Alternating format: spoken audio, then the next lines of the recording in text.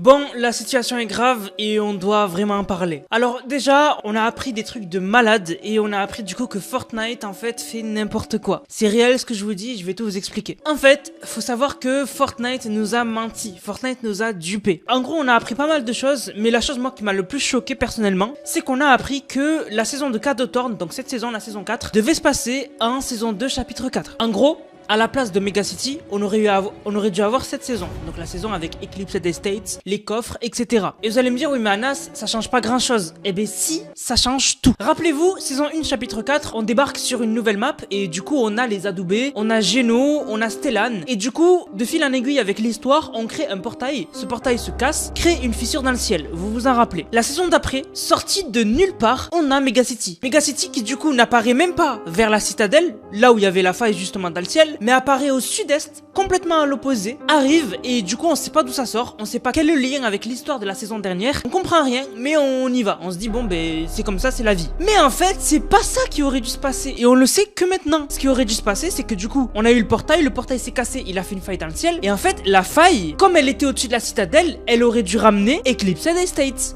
donc la ville de Cadotorn, donc elle aurait dû ramener Cadotorn et aussi du coup les autres villes liées à Cadotorn. En fait là ça aurait été beaucoup plus logique, on a une faille dans le ciel qui ramène une ville principale, Eclipsed Estates, donc la ville de Cadotorn, et les villes à côté. Et rappelez-vous même, ce qui était encore plus logique, c'était dans les dernières quêtes de l'histoire de la saison 1, chapitre 4, Stellan, à un moment, il nous disait ça.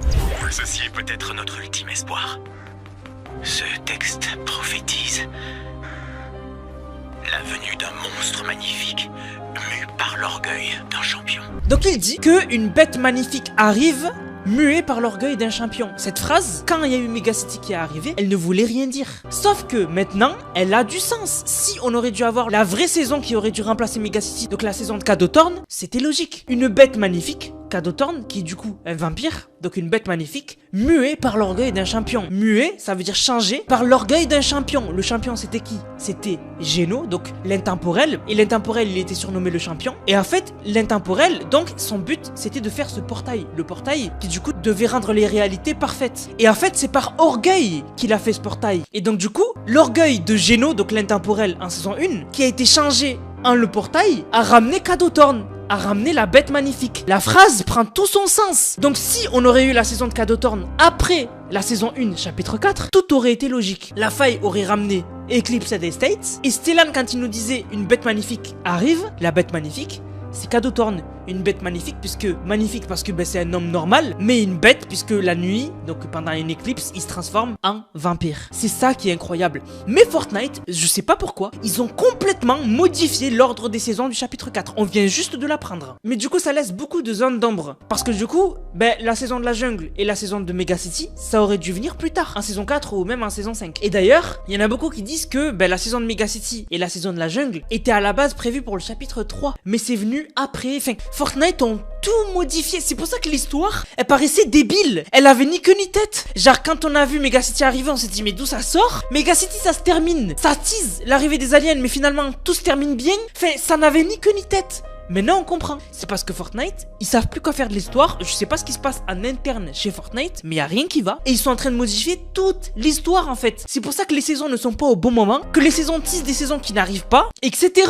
C'est pour ça que par exemple, la saison de la jungle, elle teasait à 1000% les aliens. Il y avait pas d'autre solution. Mais finalement c'est Cadotorn qui est arrivé et c'était pas censé arriver à ce moment-là. Pas du tout. Et c'est pour ça que d'ailleurs en saison 1, vers la fin de la saison 1, on avait eu l'événement Most Wanted. L'événement avec le mini pass de combat. Parce que l'événement Most Wanted, c'était un lien avec des casses, avec des vols. Il teasait la saison de Cadotorn, la saison des vols qu'on a actuellement. C'est pour ça qu'elle devait sortir en saison 2 chapitre 4. Donc du coup en fait tout a été mélangé. Et on vient d'apprendre une nouvelle super triste. Donald Mustard, celui qui nous a teasé avec toute l'histoire de Fortnite, celui qui a créé l'histoire des comics, celui qui était le plus impliqué dans l'histoire de Fortnite, va quitter Epic Games ce mois-ci. Alors il a dit qu'il quitte en bon terme et que Fortnite prépare des trucs de fou et que du coup lui il sera comme nous maintenant, il sera un joueur qui regardera Fortnite évoluer. Mais je pense que ça cache quelque chose. Je pense que Fortnite en fait vont abandonner l'histoire. En fait je pense que Fortnite vont abandonner l'histoire et en fait je pense que Donald Mustard quitte Epic Games parce qu'il était plus libre. Je pense qu'il était plus libre. La direction de l'histoire en fait je pense qu'on le pressait c'est-à-dire que les timings étaient très courts pour que du coup, Fortnite, ils doivent sortir des nouvelles saisons parce que c'est une entreprise, ils doivent faire de l'argent, c'est logique. C'est des théories, hein, mais je pense que c'est ça parce que je trouve ça bizarre que on apprenne que Donald Mustard parte de Epic Games au même moment où on apprend que les saisons de Fortnite ont été complètement chamboulées et que du coup l'histoire n'a aucun sens. Je trouve ça trop bizarre. Mais bon, bref, en tout cas, du coup moi je suis un peu déçu. J'espère que la personne qui va remplacer Donald Mustard va être passionnée de l'histoire et va faire que l'histoire sera intéressante. Mais c'est vrai qu'on avait remarqué que Donald Mustard ne tweetait plus du tout. Il était plus du tout en train de teaser les saisons, etc. comme il fait à son habitude. Il changeait beaucoup moins de bannières que d'habitude et c'est triste. Voilà, c'est triste et vraiment je suis un peu déçu. Je suis un peu déçu parce que pour moi personnellement là, ça sent mal. Ça sent pas bon pour l'histoire. Personnellement, ça sent... Si je préfère être pessimiste qu'optimiste. Si du coup l'histoire, je dis que ça sent pas bon et que finalement plus tard Fortnite me font fermer ma bouche et l'histoire devient intéressante, c'est cool. Mais pour l'instant, ça sent pas bon. Pour moi personnellement, ça sent pas bon. Donc voilà, je voulais vous parler de ça parce que j'ai été choqué d'apprendre que les saisons ont été complètement inversées parce que du coup ça fait sens. Si on met la saison de Cadeau Thorn à la place de la saison de Mega City,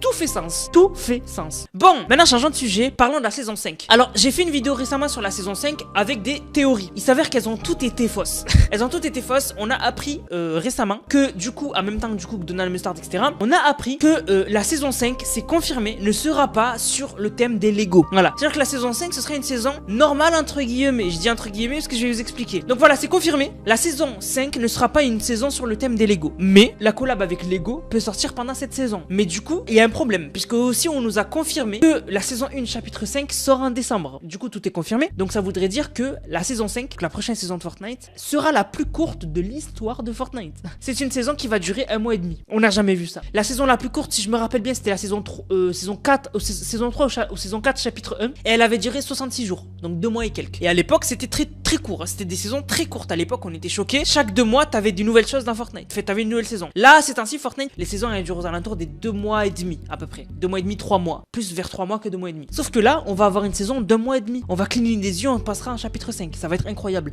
Donc la saison 5 va durer de mi-novembre jusqu'à fin décembre, quoi. Parce que, fin décembre. Parce qu'on sait que la saison 1, chapitre 5, commence fin d'année. Donc décembre. Donc du coup, ce sera la saison la plus courte. Il me tarde de voir ça. Et du coup, est-ce qu'il y aura 100 paliers? Parce que pour moi, c'est bizarre d'atteindre le niveau 200 en 1 mois et demi. C'est très court. C'est très court de faire le niveau 200 en 1 mois et demi. Après, du coup, peut-être qu'il y aura pas 100 paliers, il y en aura 50. Et que du coup, ce sera un peu moins cher. Soit peut-être il y aura 100 paliers, mais il y aura beaucoup plus d'XP que dans toutes les saisons qu'on a connues jusqu'ici. Voilà. Donc il y aura moins de 80 000 XP par niveau. C'est une saison qui est très mystérieuse, la saison 5. Vraiment, elle est très mystérieuse parce que c'est une saison courte. Je pense que du coup, la collab Lego, elle a été décalée du coup. Je pense que ce sera un chapitre 5 parce que la collab Lego, on nous l'a vendu comme au même niveau que le chapitre 5. Ça m'étonnerait que la collab Lego sorte pendant une saison et que ce soit pas le thème de la saison. Enfin, c'est trop bizarre, c'est trop bizarre. Voilà, donc je voulais vous parler un peu de tout ça. C'est très flou, même Thébo, il en a fait une vidéo, même lui il était perdu. Je vous avoue que même lui il était perdu. Donc voilà les news du jour les gars dont je voulais vous parler. On a parlé voilà de l'histoire. Et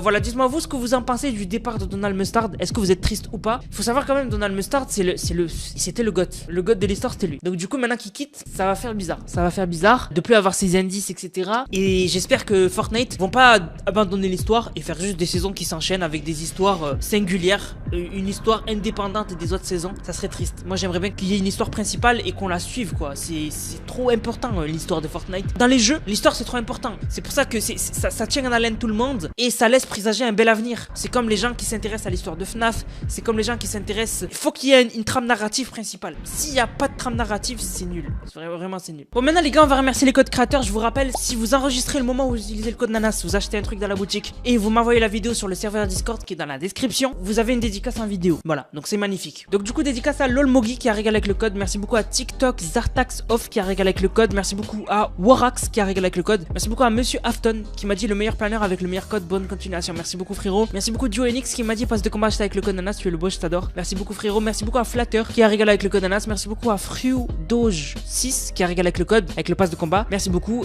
KS Elvami qui m'a dit passe de combat avec le code Nanas. Merci beaucoup. MN Panda qui a régalé avec le code. Merci à Nether qui a régalé aussi avec le code. Chris YouTube qui a régalé avec le code. DWX Ananas, Keoni qui a régalé, Zerox Office, merci beaucoup, Enzo, merci beaucoup, Nono Drang, merci beaucoup, Cyborg qui m'a dit code Ananas pour acheter le pass de combat et le boss, merci beaucoup, Romain qui m'a dit voilà le code Ananas, toujours plaisir, merci beaucoup frérot, merci JX Jojo qui a régalé avec le code, merci beaucoup à Mathias qui a régalé, et merci à Kanji qui a régalé, qui a dit code Ananas pour avoir le planeur de cette saison. 3 ans je te collais, 3 ans je mets le code continue. Merci beaucoup frérot. Du coup la famille je vous laisse, j'espère que la vidéo vous a plu. C'est le cas, n'hésitez surtout pas à liker, commenter, partager. On se capte les gars pour une prochaine vidéo. C'était Nanas, prenez soin de vous. Bang, bang, bang.